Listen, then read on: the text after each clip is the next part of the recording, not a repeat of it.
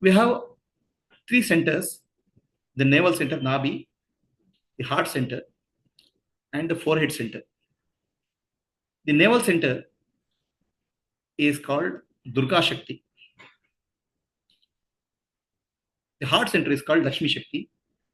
The forehead center is called Saraswati Shakti. The divine energies operate through these centers. In a fully blown form, full divine energy flows. The Durga Shakti is for selfless service, full of energy. She flows. Durga flows. The person will be full of energy, enthusiasm to do selfless service. Jagaditaya. When Lakshmi Shakti flows fully,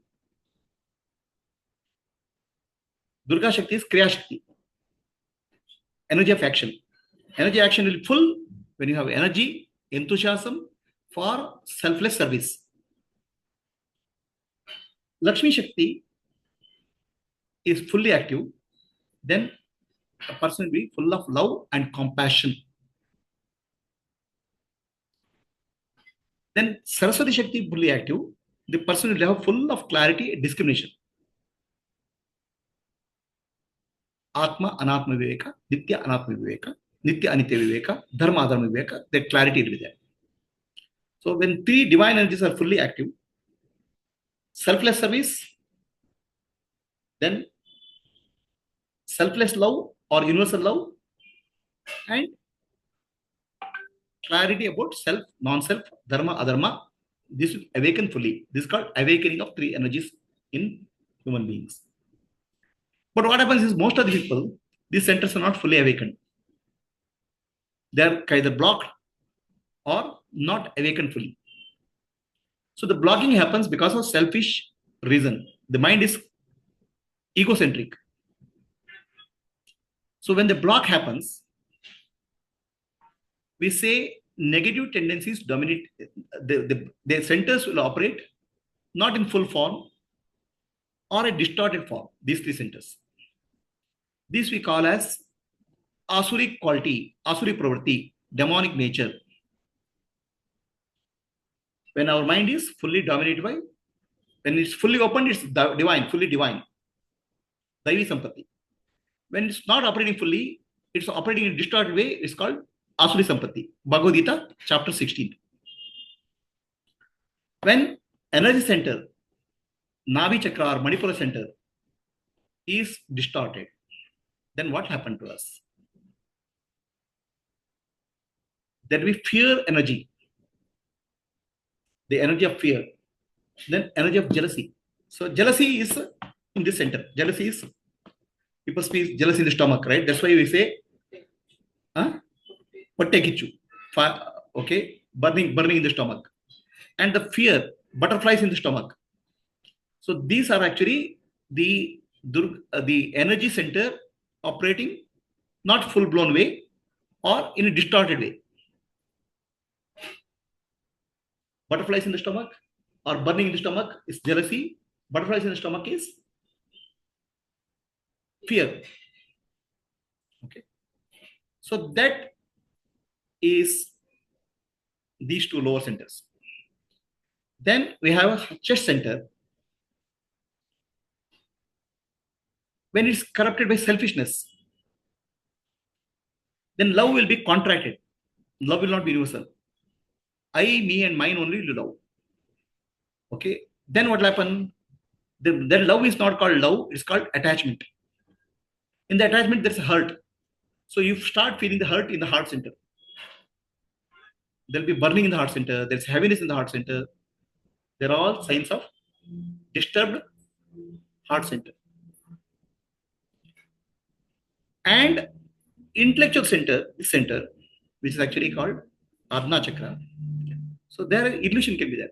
I'm so and so. The identity, ego identity. I'm so and so. I'm the body. I'm very powerful. I'm intelligent. I'm smart. So the life will be, the way you view yourself will be distorted when the intellectual center is disturbed. It's called delusion. So in Dakshinamurti Stotra, there is a a demon at the feet of Dakshinamurti is called apasmara. Apasmara means forgetfulness. Forgetfulness of our own nature and wrong identity is the demon which is there here. These are the three centers: divine energies and Devi Sampat and demonic energies. Asuri Sampat is there. We can be Jivatma, the Sakshi, the witness, should be witnessing this play of divine and demonic energies. Devi Sampat and Asuri Sampat. But it will identify with one of them. Then it gives a strength to those qualities. So if you identify with the negative thoughts, you'll give strength to more and more Asuri Pravati. If you identify with the positive thoughts, you'll give more and more strength to divine qualities. So the choice is there. Identify the what.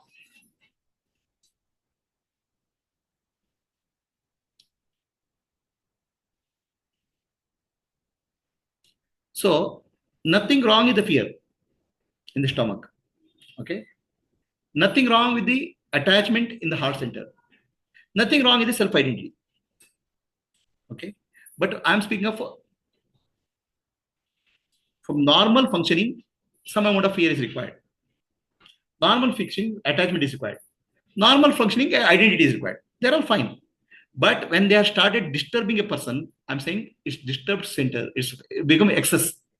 For example, acid is required in the stomach for digesting food. If excess acidity, it will cause problems. So a normal state of a human being is a balanced amount of fear, some amount of fear which is required for survival, but not excess. If it is excess, because it becomes phobia. It's panic. Okay, that disturbs life. If attachment is there, some amount of attachment is there for functioning in life, it's fine. But if it becomes excessive, it will cause hurt, depression. If self-identity is there for functioning in the world, it's fine.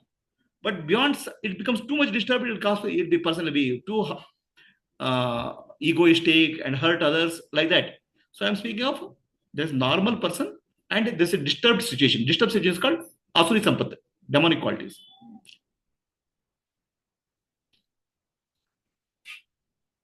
So there is an extreme distortion of these energy centers that we call Asuri Sampattu. And this extreme positive development of this is called Devi Sampattu. As Swami Vivekananda says, everybody is potentially divine. The divinity is there in everybody. Divinity is in seed form. Will it be blown fully? That's our spiritual journey. So divinity manifesting fully is three energies: Durga Shakti, Lakshmi Shakti, and Saraswati Shakti awakening fully. The person will bloom as divine being. So this we call Vyakti Vikasa. A seed has become tree in the form of energy. The divine energy in the potential form has become fully blown. So on the other hand, most of the people, normal people, they have moderate amount of fear, moderate amount of attachment, moderate amount of self-identity. They're in the seed form. It has not become a tree. The full potential has not come out. Whereas demonic nature, the seed has become distorted. It has no ability to sprout fully. So no, moderate energy is distorted. Moderate energy has a potential to grow divine. It is not there. It has not grown. Whereas in a demonic nature or disturbed condition, it is gone to opposite of divine. It's causing too much of disturbance. So both potential evil also, which is growing. Yeah, potential evil. There's a each of us has three gunas: sattva-guna, rajoguna, tamoguna. If sattva-guna develops fully, more divine qualities will manifest. If tamoguna develops fully, more of a demonic qualities will manifest, which will disturb us. So life will be disturbing for us and others. So the spiritual journey is come from tamoguna to rajoguna to sattva-guna. So that's the spiritual evolution. The divinity in us has to be fully blown. Full blown divinity has to happen. That's called Vyakti Vikasa. So human being is at a crossroad. He is a seed. Human being is a seed. The seed can seed can grow into a fully blown tree, or seed can grow in a negative condition. So three qualities are in human beings: sattva-guna, rajoguna, tamoguna. If sattva-guna starts growing, more and more divine qualities of Devi Sampat starts manifesting through him. The Vyakti Vikas happens, in a positive way. He is peaceful to himself. He can contribute meaningfully to society like that. Whereas tamoguna starts growing, or rajoguna mixed with tamoguna starts growing, there will be more and more asuri sampati will develop. Demonic nature will develop. So human being is potentially divine and potentially demonic also. When it becomes demonic, like a equivalent of a terrorist, very aggressive, very powerful, and very agitated also, cause a lot of destruction. That is called tamoguna starts growing, rajoguna and tamoguna. Whereas sattoguna starts growing, he'll be more peaceful and he'll contribute to society. Human being is a junction where he can become a demonic nature or he can become divine. Human being is a junction. He can become, in a human body, he can become an animal life, he can live a demonic life, or he can live a divine life. So this is told beautifully in Bhagavad Gita 16th chapter, Daivasara Sampat Vibhaga Yoga. There are many divine beings, many enlightened beings, saints. So they have become more and more sattvic. Tamoguna, Rajoguna, Sattoguna, out of the sattva quality has developed fully. They are not only sattvic, they are conscious also. The consciousness has level of consciousness is higher. Whereas common man is semi-conscious. His centers are in a fully evolved beings. All these energy centers open up fully because they're, and also consciously, they're conscious. Whereas in an ordinary man, they're not fully conscious. They're semi-conscious. They're neither this way nor that way. Okay, they are driven by vagaries of life. Whereas there are people who are very powerful. Example is Ravana. Example is a terrorist. They are unconscious. Okay, energy centers are operating.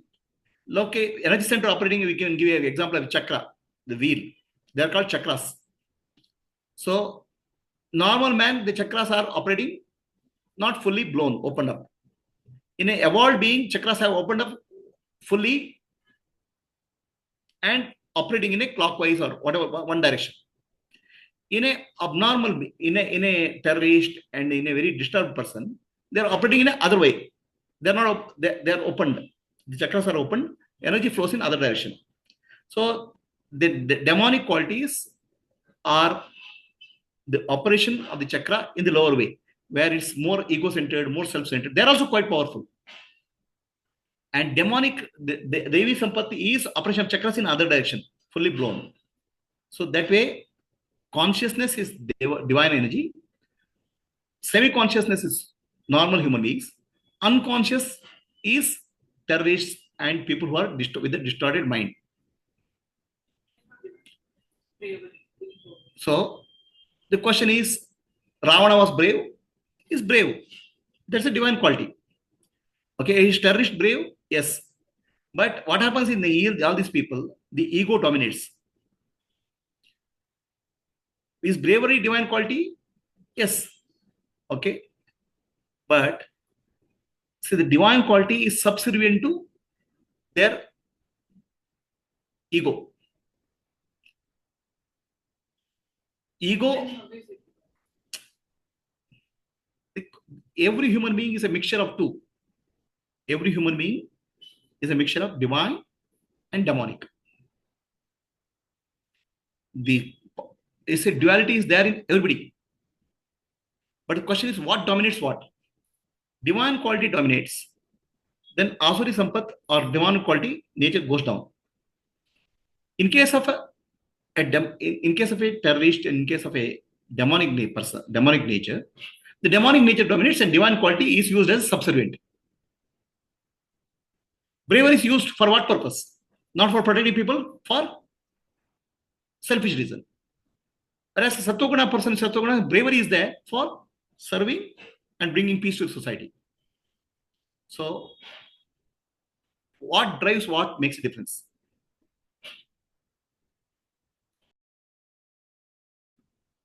We can see many qualities like bravery, okay, fearlessness in terrorists. Also in a Mahatma or saint. What is the difference?